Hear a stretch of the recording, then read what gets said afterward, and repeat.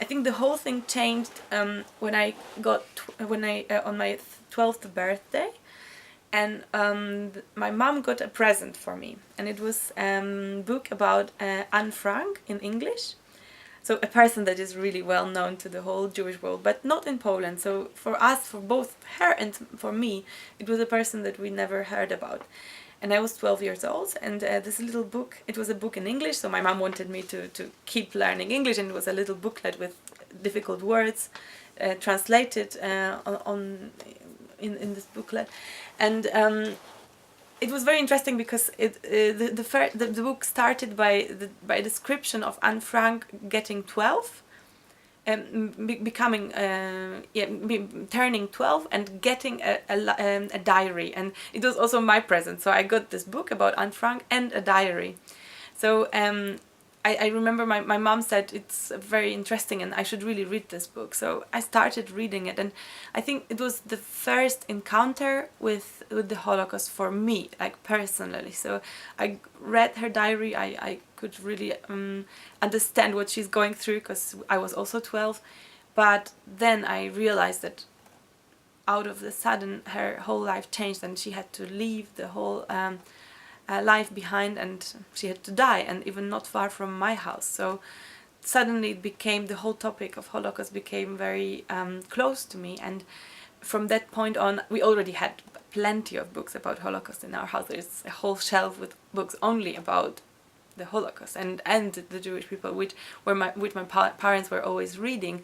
But at that time I started reading these books, and I don't know why, but I really started experiencing it as if it was my own story, and I started crying. And it was a time when I think it took a while, but I remember being 14. There was a time when I only read these books and cried and cried and cried, and suddenly I also realized that all of these people that died not far from my house were actually people who also lived in my country before the war. So I knew about it, but it never was so tangible to me. And suddenly I started realizing that actually every city, every town in Poland has a Jewish cemetery, and I realized that I would like to get to know these people more and in a deeper way, and I would like to find out who these people were and how they lived before the war. And I started reading books written by Isaac Bashevis Singer, and I found them so exciting, just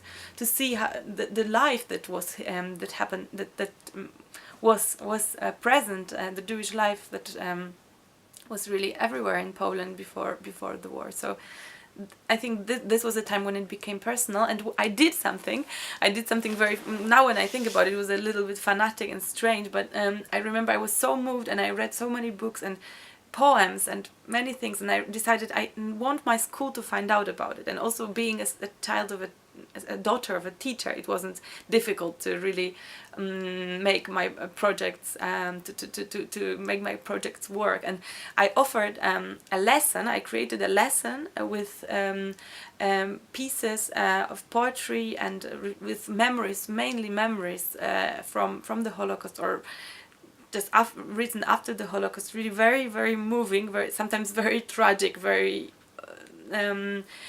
very shocking descriptions, but I wanted it to be shocking. I wanted my classmates and my school to find out about it, and then I went to and it was a lesson. I always I lit candles, and I wanted I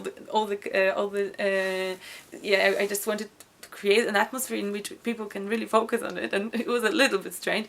And then I brought these pieces of poetry to many classes. I think I did it with 8 or 9 different classes, and the teachers allowed me, so it was amazing. And we read these pieces, and we talked about the Holocaust. So this was quite strange. I think I was only 15 or 16 myself, and a student myself, but I could do it. Yeah, my mom also organized festivals of different cultures, so I encouraged my class to and each class had to represent some culture, and I encouraged my class to represent, to do something about the Jewish culture. And then we had a Jewish dance, and very typical, stereotypical things, but I think it was very groundbreaking for this school, because it was never a topic otherwise.